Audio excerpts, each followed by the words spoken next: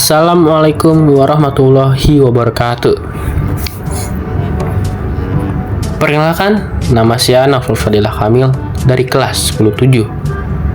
Ingin membahas tentang pengantar ilmu ekonomi.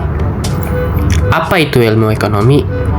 Ilmu ekonomi adalah tentang bagaimana kita membuat keputusan dalam mengelola sumber daya yang terbatas untuk memenuhi kebutuhan kita sendiri atau keinginan yang tak terbatas.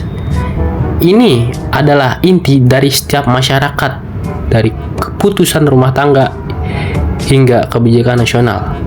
Adapun tokoh-tokoh yang terkait dalam konsep ilmu ekonomi yaitu Adam Smith atau juga disebut sebagai Bapak Ekonomi Modern. Dengan teorinya tangan tak terlihat dan bukunya The Wealth of Nations, Adam Smith berpendapat bahwa individu yang mengejar kepentingan pribadinya secara tidak langsung telah berkontribusi pada kesejahteraan masyarakat secara keseluruhan. Adapun tokoh yang terkait juga ada dengan tokoh John Maynard Keynes. Ia berkontribusi terutama melalui teori The General Theory of Employment. Dia mengubah cara pemerintah menghadapi resesi dan depresi ekonomi. Dan tokoh yang lain juga seperti David Ricardo, ia membahas tentang teori keunggulan kooperatif yang menjelaskan bagaimana negara dapat memperoleh manfaat dari perdagangan internasional. Apa sih kebutuhan itu? Kebutuhan adalah segala sesuatu yang esensial untuk kelangsungan hidup manusia dan kesejahteraannya, seperti makanan, minuman, pakaian, hingga tempat tinggal. Sedangkan keinginan adalah hal-hal yang tidak mutlak atau tidak perlu diperlukan untuk kelangsungan hidup, tetapi ia dapat meningkatkan kenyamanan dan kepuasan. Memahami perbedaan di atas ini sama-sama sangat penting dalam pengambilan keputusan ekonomi baik di tingkat individu maupun masyarakat. Namun, di dalam tersebut ada sebuah kelangkaan atau scarcity.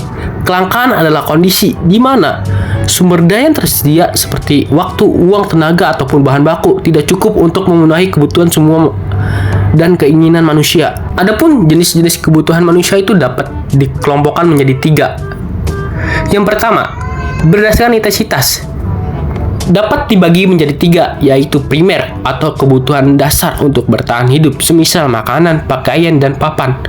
Kedua, sekunder, kebutuhan untuk kenyamanan hidup, semisalnya furnitur dan kendaraan. Tersier, kebutuhan yang berkaitan dengan kemewahan atau gengsi, semisalnya barang branded dan liburan mewah. Oke, yang kedua, berdasarkan waktu, dapat dibagi menjadi 2. Yang pertama, sekarang atau harus dipenuhi segera, semisalnya obat saat kita sedang sakit. Dan kedua, masa yang depan atau masa yang akan datang, dapat ditunda dan direncanakan, semisal tabungan, pendidikan, dana pensiun. Dan ketiga, berdasarkan sifat, dapat dibagi menjadi 2. Yang pertama, jasmani, kebutuhan fisik, semisalnya olahraga, istirahat. Dan kedua, rohani, kebutuhan batin, semisal ibadah, hiburan, rekreasi. Hubungan antara kebutuhan dan kelangkaan. Kelangkaan ini bersifat memaksa pilihan, teman-teman. Kenapa? Karena kebutuhan manusia yang tidak terbatas, sedangkan sumber daya yang tersedia untuk memenuhi kebutuhan tersebut terbatas. Nah, maka dari itulah inti dari masalah ekonomi tersebut. Karena kelangkaan kita tidak bisa memiliki semuanya. Semisal, Anda harus memilih apakah membeli buku pelajaran atau HP baru. Anda tidak bisa memilih keduanya karena dana Anda tidak mencukupi gitu. Nah, gimana sih solusi yang baik untuk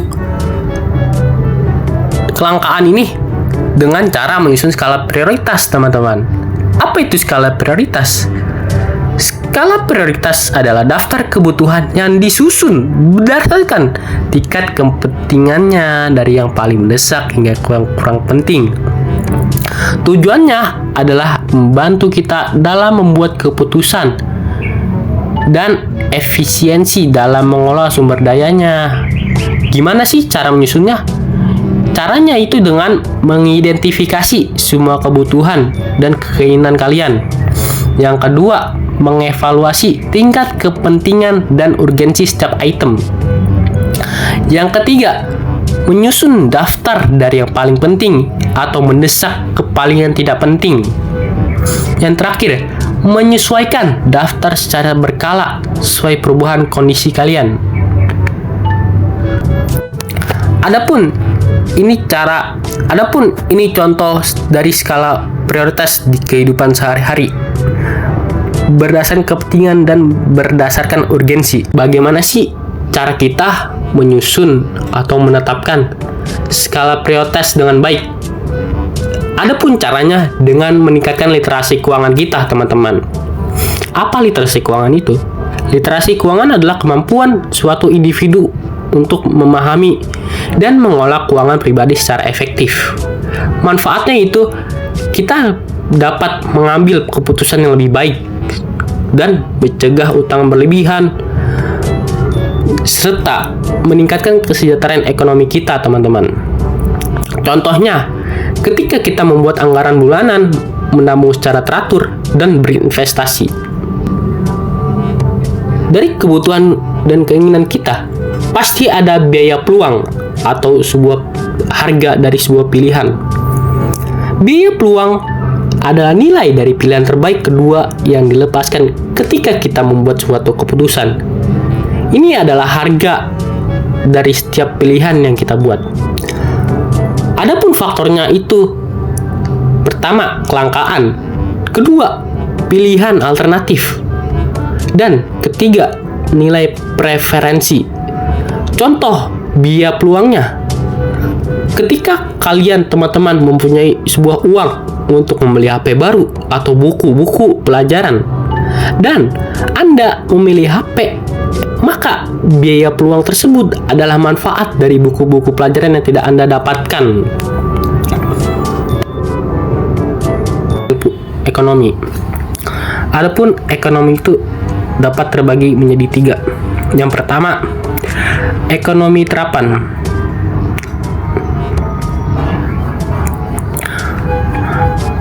Terakhir, pembagian ilmu ekonomi. Adapun ekonomi dapat terbagi menjadi 3. Yang pertama, ekonomi deskriptif. Ekonomi deskriptif menggambarkan atau memotret kondisi ekonomi yang sebenarnya terjadi di suatu daerah atau negara pada suatu waktu tertentu tanpa analisis ataupun teori. Kedua, ekonomi terapan. Ekonomi terapan untuk memecahkan masalah ekonomi praktis seperti kebijakan fiskal, kebijakan moneter, dan perencanaan pembangunan. Ketiga, ekonomi teori. Ekonomi teori. Ekonomi teori berusaha menjelaskan fenomena ekonomi dan merumuskan hubungan sebab atau akibat, terbagi menjadi ekonomi mikro dan ekonomi makro. Adapun ekonomi mikro ini mengkaji perilaku ekonomi individu dalam rumah tangga dan perusahaan dalam membuat keputusan alokasi sumber daya. Fokusnya itu pada harga pasar, permintaan, dan penawaran. Kedua, ekonomi makro. Ekonomi makro menganalisis kinerja ekonomi secara keseluruhan termasuk pertumbuhan ekonomi, inflasi, pengangguran, dan kebijakan fiskal serta moneter. Terakhir, ekonomi syariah. Sistem ekonomi yang berlandaskan prinsip-prinsip syariat Islam dengan penekanan pada keadilan, pemerataan, kelarangan riba, dan investasi yang halal. Mungkin segitu saja dari materi kami. Semoga bermanfaat. Mohon maaf bila ada salah kata, baik perilaku maupun ucapan. Wassalamualaikum warahmatullahi wabarakatuh.